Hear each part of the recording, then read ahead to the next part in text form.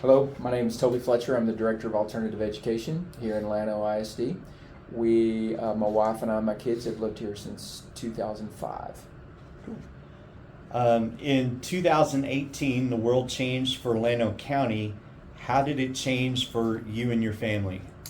So at approximately 4:47 on that morning of October 16th, I was doing my Bible study, and I had checked the computer to make sure, because the 2 weeks prior to that we've had quite a bit of rain, and we were watching the river.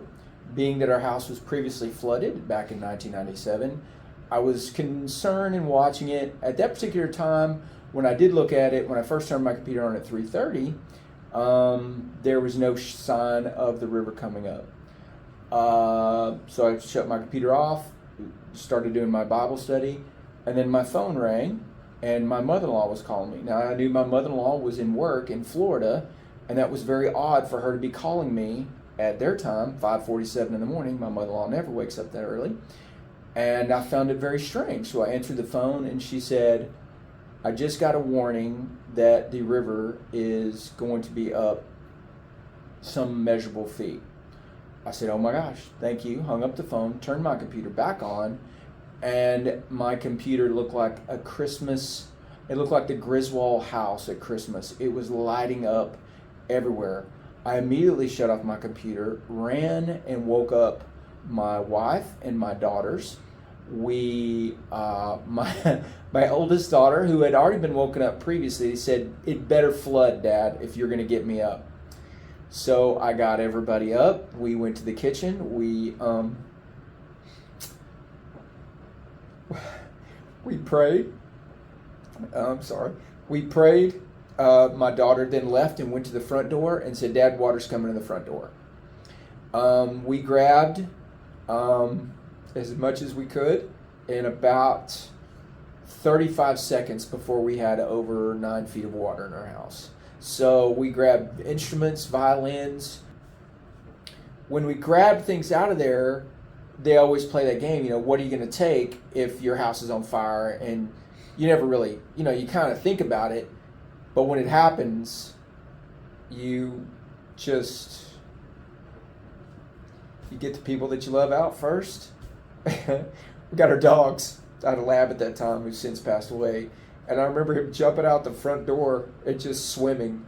And we had to move the cars because they were getting flooded. And I remember my dog swimming, and I had to hold my daughter's little Chihuahua weenie dog so it didn't drown. And my wife's violins, she's carrying her violins above her head. So yeah, that's how it changed in that day. Wow. How do you think your response may have been different from others that experienced the same tragedy? So that's a very interesting question. So I can tell you that my wife and I, we're just amazed too, and it's still emotional. I don't know why it's a good thing, but when it happened, we got everything out. We got in a safe space. We went to my mother and father-in-law's who live a couple of blocks away. And I just remember oh my gosh, what are we going to do? So I called, and they said, you need to get everything out and the sheetrock off the walls so it can dry out. And when I'm talking to construction people or insurance people, they really don't know. I mean, I said we got flooded, so you don't know if it's 2 feet of water or 8 feet of water or completely under. And literally the water went to the roof and the ceiling in our house. And so it was amazing about how much water was in there. And so I told my wife, hey, put it on Facebook or call some people. If we can get 5 or 6 people to help us, maybe we can get it done in a day or two, get all that stuff out.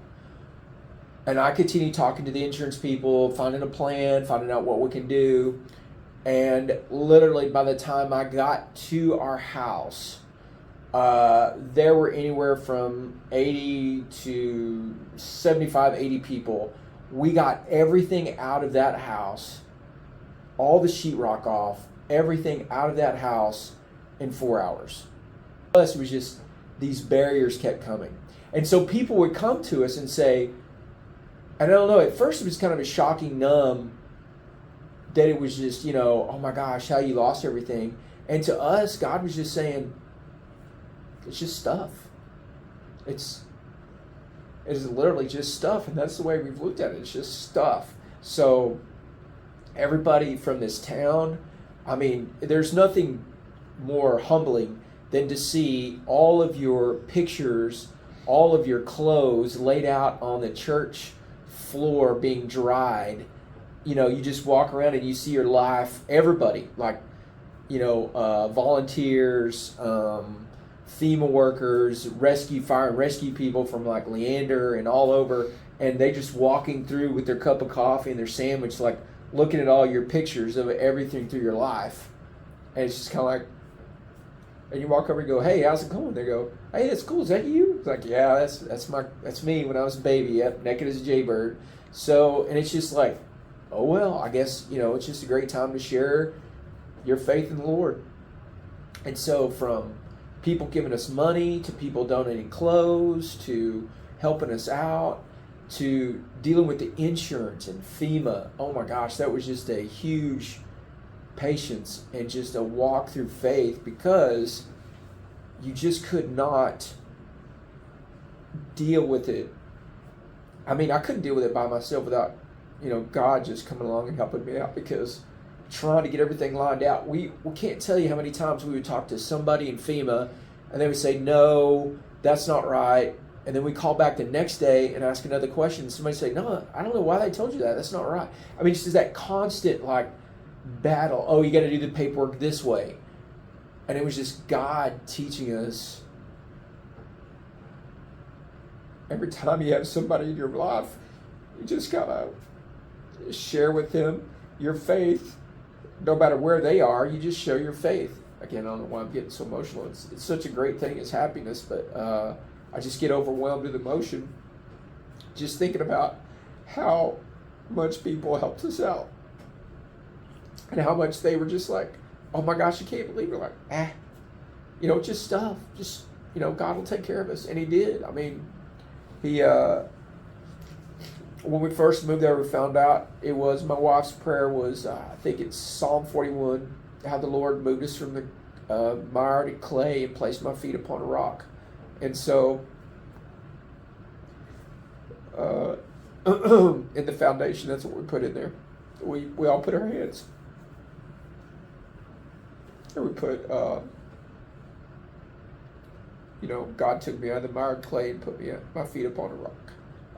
You said at the very beginning you were having your Bible study time at what time?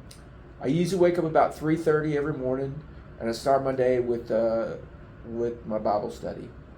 And then after you got everybody woke up, your family response was what? Panic. Just grab and go. Get the dogs out. My wife was get the girls out, get the violins. They're priceless instruments, and that's her livelihood. So everything else was kind of just grab as much as you can. But you said that y'all took time to pray before y'all... That was before the water was coming in. Literally, it was dark. It was pouring down rain. I looked outside the window. I couldn't see any water. But by the time I got them up and prayed, the water was already coming in our door.